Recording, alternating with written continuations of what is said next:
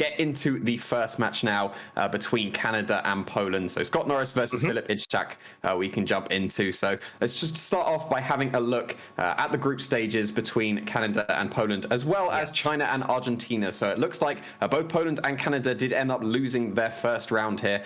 So definitely need to be fighting back to try and get back into that top 16, with China and Argentina taking the win in the first round. Yeah, exactly that. So this already just seems to be a very hard group as well. You got China and Argentina. They did, all of these teams, of course, did very well in the qualifying stage. But right now, China and Argentina having that momentum going into this. The winner of that match individually between China and Argentina will more than likely be progressing on to the next stage, of course, if they do win. So Poland and Canada are going to have to try to bring their all into this matchup, as we do have the current scores right now between these two countries, and Alessio of Canada has actually already bagged that first win and advantage point against Poland's Maciej. So very interesting turn of events there, and we do see that Entei popping up as we have been seeing it, like climb the scale of usage in the past few weeks. Yeah, I think it's even broken the top 10 of Pokemon used at this point. It's not a Pokemon you've seen too often in previous formats, and Series 10 seems to be the one for it, especially with that inner focus blocking all those fake outs that do like to be cycled a lot. So yeah, Canada have taken the first round here, so you always want to be getting that early win, try and get that momentum going, and we'll have to see if Scott is able to carry that forward for Canada here against Filip. So now we can have a look at what the two players are going to be running in this match, and we'll start off with Scott Norris here, going to be rocking that Calyrex Shadow Rider, as well as the Tapu Lele and Rillaboom with Regieleki, Urshifu, and Whimsicott.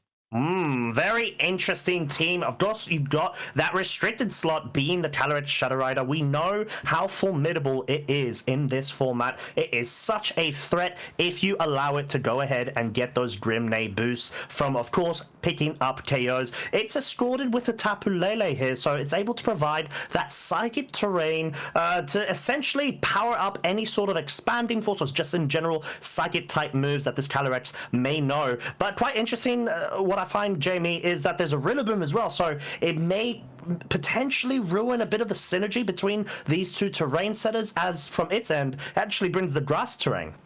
Yeah, but you also get to choose what terrain is going to be on the field.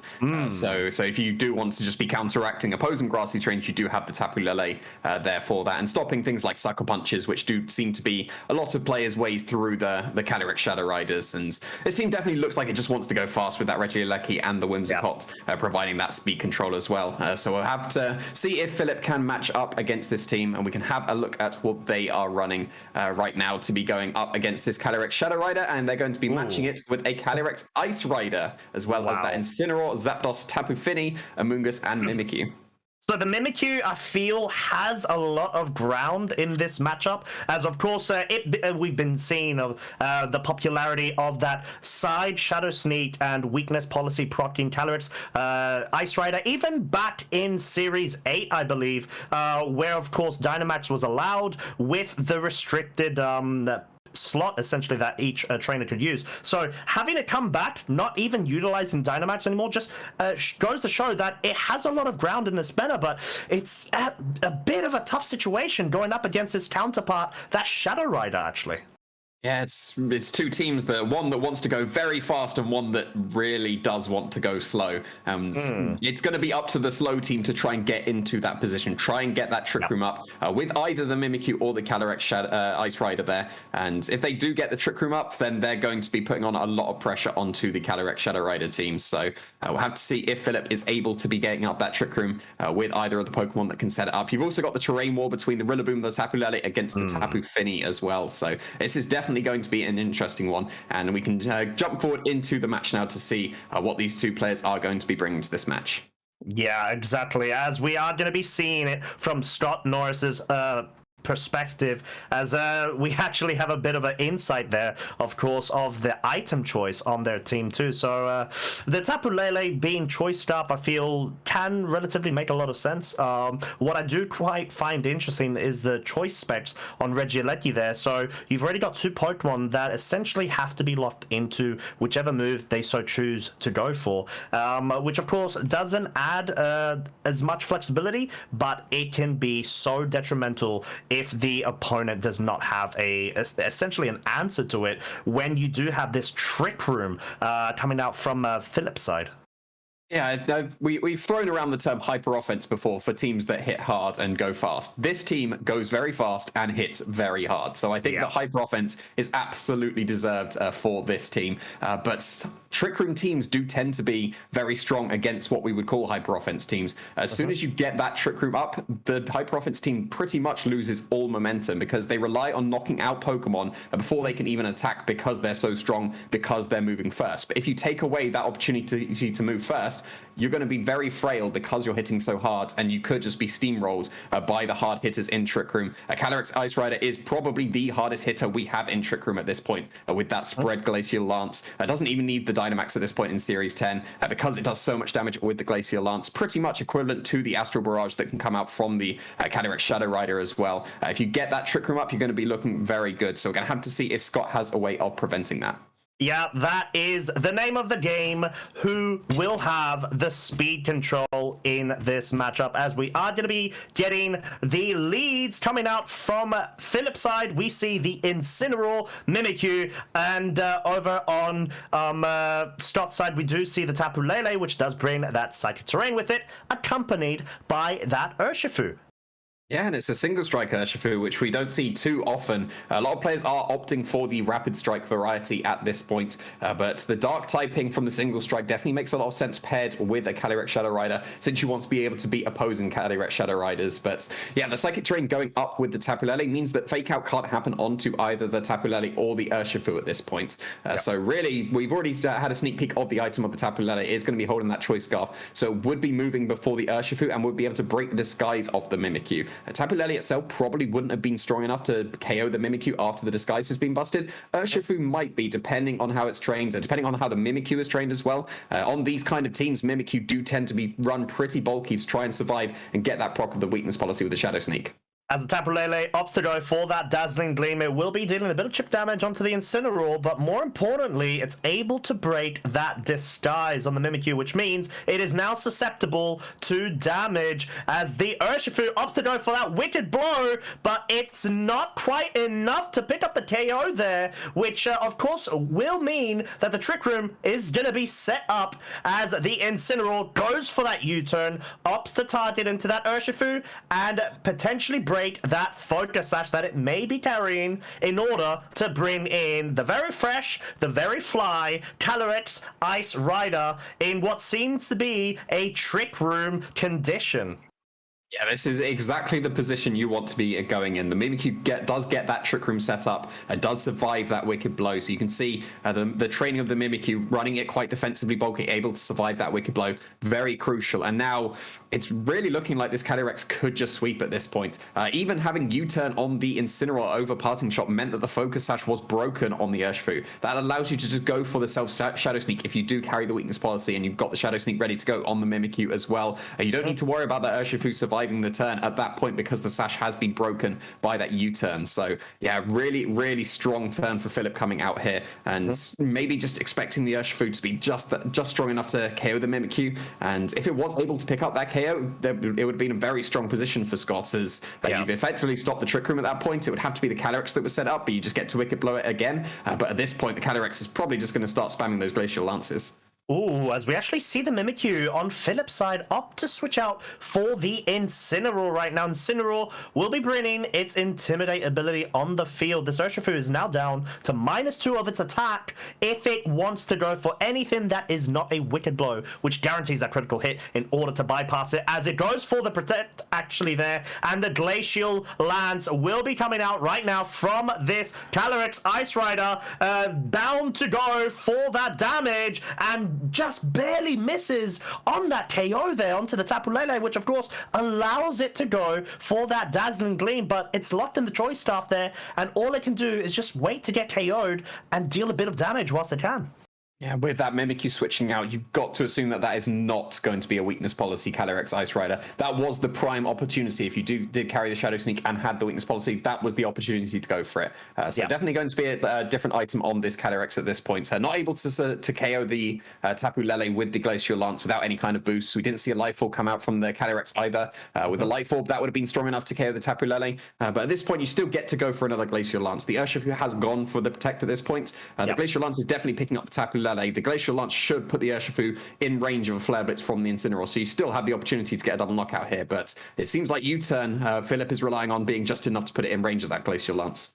Exactly that, as he is going to be going ahead and getting that pivot action going once more, as Filip will actually be opting to bring in that Mimikyu yet again right now. It's just barely surviving there with that tiny bit of HP remaining for it, as Glacial Lance does come out right now.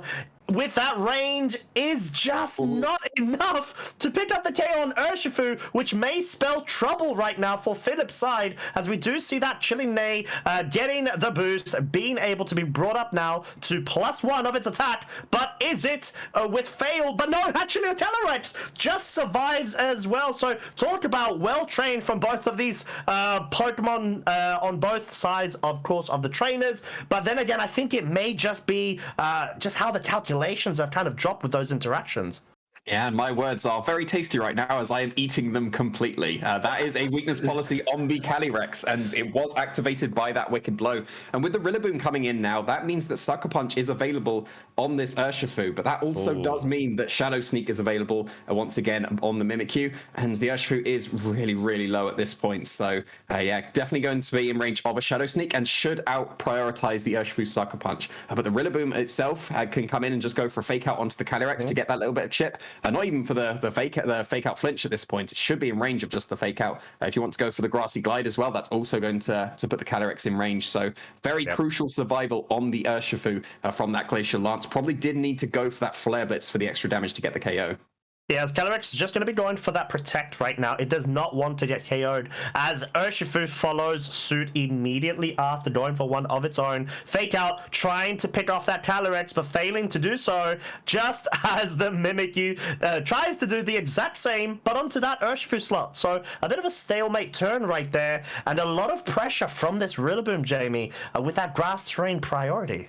And the Trick Room is pretty much over at this point. It's just got one more turn. So yeah, Scott has been able to stall out this Trick Room very successfully, considering the team, the starter team that Scott is running. Hyper Offense does struggle against the hard Trick Room kind of teams, and just one more turn left on the field. You can probably get a KO with the Rillaboom to stop the Calyrex from getting off another Glacial Lance.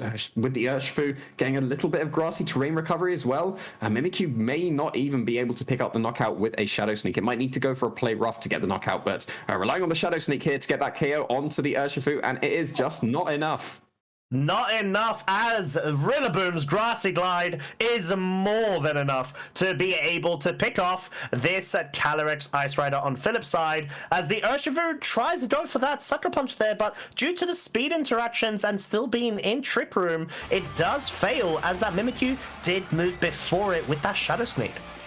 Yeah, so not going to be able to pick up the knockout on this Mimikyu at this point, but that might actually be beneficial for Scott, because you can bring in the Incineroar here, and you can get a Fake Out onto one of the Pokemon. But because the Mimikyu is so low at this point, you can just pick up the knockout on the Mimikyu with either the Rillaboom or the Urshifu at this point. So maybe going for the Sucker Punch to not pick up the knockout on the Mimikyu, and not give the free switch into the Incineroar and whatever is waiting in the back for Filip. So may have not worked out that turn, but it still could be actually beneficial for Scott, who has actually managed to successfully stall out this Trick Room. Definitely was not expecting that, considering how the first turn went, but very well played to be able to make it through that, especially still with 3 Pokemon at this point. Exactly, as the fake out is going to be targeting that Rillaboom. It is not going to be able to move at all, as it has been flinched for the remainder of this turn. Urshifu goes with the wicked blow, takes up the KO onto that Mimikyu, which doesn't even opt to try to pick it off at that range, potentially fearing that it won't be able to deal enough damage there. So just maybe opting to go for either play rough or even maybe a reset of Trick Room there. But it is gone. It is out of this game one, and Filip is now going to be bringing in their final Pokemon, which is the Tapu Fini. Tapu Fini is a pretty good Pokemon against the Urshifu, but that's pretty much dealt with at this point. You get any attack into the Urshifu, it's KO'd. It's the Rillaboom that you need to contend with, and most likely the Shadow Rider that's waiting in the back as well. So you do need to be picking up the knockout on this Incineroar, but you can't cycle it anymore. You can't go for Fake Out. Incineroar probably going to be in range of the close combat, even with the Intimidate at this point. Although that Urshifu actually has been intimidated quite a lot, so this close combat should be a lot weaker than you would expect. Definitely weaker, as it's not just barely close to being a 2-hit KO from that range there. As Rillaboom actually reveals it has high horsepower, and it's not able to pick up the KO actually, which will allow this Incineroar to actually move. Oh no! The Urshifu, sorry, yeah, did actually evade that Muddy Water coming out from the Tapu Fini there. So not what you want to be seeing if you're Filip, especially if this Flare Blitz can somehow pick up a KO from the range, which it does. So quite a detrimental miss there with the Muddy Water, as it would have been would have essentially left Filip with the Tapu Fini versus Scott's final Pokemon, which, yes, we do have the confirmation, is that Calyrex Shadow Rider. So I don't think it mattered too much if the Muddy Water's going to miss. A single target Astral Barrage should still be two-shotting this Tapu Fini. And if it goes for a Calm Mind to try and survive that, then you're not doing any damage to the Calyrex at this point. Probably would still need to rely on a Muddy Water miss at this point. I'm not sure if the combination of Astral Barrage and Wicked Blow would KO this Tapu Fini, because it's a pretty bulky Pokemon, but it is still a single target Astral Barrage, and that is going to be very strong. So I'm definitely curious if the combination of the Calyrex and Urshifu is enough to knock out the Tapu Fini and just take away the chance of a Muddy Water, so Muddy Water accuracy drop. Yeah, as the Astral Barrage does come out, but of course it does guarantee, like you said, Jamie, that 2-hit KO there. And the Wicked Blow from Urshifu on Scott's side is not actually enough to pick up a KO there. The Tapu Fini does just barely survive, but at this point, it's just out of gas, essentially. It does not have that HP resource that it needs, even though this time round, it does successfully land its Muddy Water onto the Urshifu, but we do not see any accuracy drops on that Calyrex Shadow Rider there, which essentially wraps up this game one for Scott Norris. Yeah, quite surprising considering the styles of teams. You would expect the Hard Trick Room to usually come out on top against these kind of hyper offense teams, especially if you get the Trick Room up turn one, like Filip managed to do. Looked like he was in a prime position there to just start sweeping with the Calyrex, but maybe a little bit of a misstep switching out that Mimikyu. You did have the option to go for that Shadow Sneak. We did see that it was weakness policy on the Calyrex. Weakness policy activation on the Calyrex means that Tapu Lele gets KO'd in one shot. It means the Urshifu, its Sash is broken, it still gets KO'd in one shot. You get to start snowballing with those chilling Nay boosts as well, so everything gets KO'd by the Glacier Lance at that point. The Rillaboom would have been able to fake out for one turn, but then you get Glacier Lance the next turn. So yeah, maybe a little bit of a missed opportunity for Filip there by switching out the Mimikyu, but very well played from Scott to be able to stall out the Trick Room with a team that you would not expect to be able to.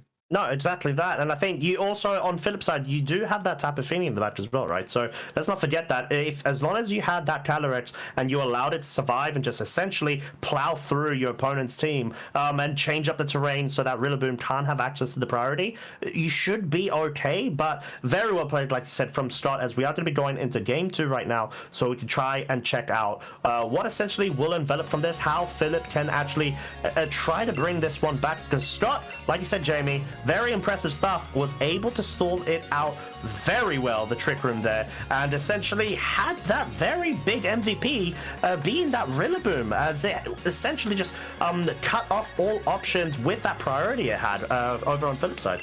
Yeah, as soon as Calyrex Ice Rider was put in range of Rillaboom, it meant that it couldn't Glacial Lance it anymore because you either get to Fake Out KO or Grassy Glide KO it at that point. So you did have the Tapu Fini waiting in the back that could have switched in on the Grassy Glide, but opting for the Shadow Sneak on the Mimikyu on that turn instead. And we've seen now that the Urshifu is not strong enough to KO this Mimikyu if you break its disguise before with the Tapu Lele. So really the only option to be able to knock out that Mimikyu in one shot, it looks like it would be the Tapu Lele with the Calyrex, but then if you lead that into the Incineroar, if that Incineroar is carrying a Dark-type move, then you can stop the Trick Room on the Mimikyu, sure, but then the Incineroar could just pick up the KO following up on that with the Dark-type move into the Calyrex at that point. Then you get to bring in your Calyrex Ice Rider without this fresh Shadow Rider anymore. Yeah, exactly. As we're actually going to be seeing Filip bring their lead right now, which is a bit of a change-up, no doubt. We've got the Amoonguss and the Mimikyu versus Scott's Tapu Lele and the Calyrex Shadow Rider deciding to come out to play turn 1 of Game 2. Yeah, this is definitely more favorable for the Calyrex side of the field at this point, especially if you do have Expanding Force on that Calyrex. That should probably be strong enough to KO the Mimikyu, even without the Astro Barrage. The Expanding Force is very strong coming out from this Calyrex Shadow Rider. If it's not enough to pick up the knockout on the Mimikyu, then you would need to go for the Astro Barrage instead, but then Amoonguss should be able to survive the combination of attacks that the Tapu Lele and the Calyrex would go for and get off a Spore. So you're going to have to decide here whether you want to just accept the Spore and guarantee you stop the Trick Room, or rely on that Expanding Force and hope that it's strong enough. Oh, Dazzling Gleam comes out. No redirection there from the Amoonguss. Makes a lot of sense as the disguise there will be broken. Very negligible damage dealt there onto that Amoonguss, which of course does resist the Fairy typing. But we have the Psych Terrain on the field, which is followed with that Expanding Force, which just barely misses out from that KO on the Mimikyu. So a lot of damage dealt. You already see Filip go down a Pokemon there. The Amoonguss just absolutely got wiped out, deleted essentially from this game 2. On its way out, gifting a boost, being able to bring that Calyrex Shadow Rider up to +1 of its special attack, whilst the Mimikyu is just on its final legs yet again. Its final legs, even just on a toe at that point, is all it needs to get that Trick Room, and that is very, very crucial for Filip. If they would have lost the Mimikyu there, you get a double Grimnay boost on the Calyrex Shadow Rider, and you just steamroll at that point. So Mimikyu surviving means that the Calyrex Ice Rider has the potential to steamroll at this point. Now we know that the Glacial Lance was not enough on the Tapu Lele in that game 1. You would need to get either the double up with an attack from the Mimikyu as well, or Shadow Sneak yourself at this point, and this is another prime opportunity to Shadow Sneak yourself. That would put both Tapu Lele and the Calyrex in range of the Glacial Lance. So the Tapu Lele can't protect. It's definitely a choice scarfed here. The Calyrex can protect, as it is doing, but if you just Shadow Sneak yourself, you're going to get that KO. Yeah, as that is exactly what Filip's going to be doing here right now, as the Calyrex does get that weakness policy procced, essentially gifted that +2 in its attack from its partner Mimikyu there. Glacial Lance does come out and of course will be enough to pick up the KO on Tapu Lele, but of course we did see that the Calyrex Shadow Rider opted to go for the Protect there, so stop biding their time right now. We'll probably be bringing in this Rillaboom to not only change the terrain, but essentially have that Fake Out pressure on the field and try to slow down this Calyrex from basically plowing through his team and just being able to sweep. Yeah, at this point, Glacial Lance is probably going to pick up the knockout on every single Pokemon. The Urshifu does have that Focus Sash, but you can just get rid of that with any attack from the partner at this point. Rillaboom is going to be coming in to try and get that Fake Out pressure on the Calyrex Ice Rider, but what it's done as well is overwrite the Psychic Terrain. So that is one of the downsides of running that double terrain. You got rid of the Psychic Terrain at that point. That opens up Calyrex to be Shadow Sneaked by the Mimikyu at this point. It will come down to the training of the Mimikyu and the Rillaboom as to whether they would be able to out-prioritize each other with the Grassy Glides and the Shadow Sneaks. Because you can't Fake Out the Mimikyu. If you want to stop the Mimikyu, you need to go for the Grassy Glide, but then you can't really allow that Calyrex to just get off that super powerful Glacial Lance at this point. If you go for the Fake Out, maybe the Calyrex is able to survive the Shadow Sneak coming out from the Mimikyu. Usually you need something like a Life Orb or a Spell Tag to be able to knock out the Calyrex in one shot, and we've seen how bulky this Mimikyu is as well, so yeah, it doesn't look like it's confident enough to pick up the knockout on that Calyrex Shadow Rider, instead going to be switching out into the Incineroar. So no terrain swap available for Filip there, as Incineroar will be that final Pokemon that they have been able to bring. They're getting that Intimidate off onto the Rillaboom, but more importantly, having that fake out pressure for the subsequent turn following suit immediately after, as we see the Protect there from the Calyrex Ice Rider. And the fake out did try to flinch it, essentially stop it from moving this turn. Wasn't caught out though, as the Astral Barrage will be dealing very, very good damage onto Incineroar, which of course does resist. And this Calyrex Shadow Rider is boosted as well. And now the fake out has been used up from the Rillaboom. At this point, you just click close to Lance again. The only switch in that would be able to survive would be the Urshifu at this point. And if you want to switch out the Rillaboom to try and get that fake out pressure back, you are effectively sacrificing the Urshifu. You've got to protect the Calyrex as well to be able to survive that attack. But then the Incineroar can just follow up with the attack to KO the Urshifu as well to break that Focus Sash with any attack it wants to go for, especially because it has U-turn as its choice of attack instead of the Parting Shot. The U-turn coming into play really nicely here to be able to have the ability to break a Focus Sash on the Urshifu. So if the Incineroar is able to catch the Urshifu switch in with the U-turn, then the Urshifu would just be KO'd at this point. And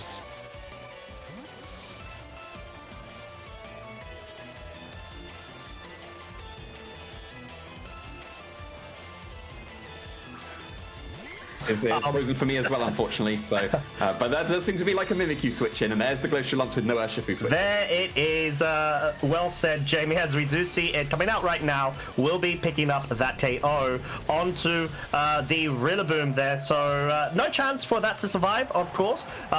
Giving it another boost in its attack there, thanks to the Chilling Neigh ability. But quite interesting the fact that, of course, that Incineroar is in the back. It is so useful to have for Filip's side, because essentially you can try to get that fake out pressure, and you know your Incineroar can take a very big hit from this Calyrex, as it does, for me personally, look like it is an Assault Vest variant, especially with that indication of the U-turn there.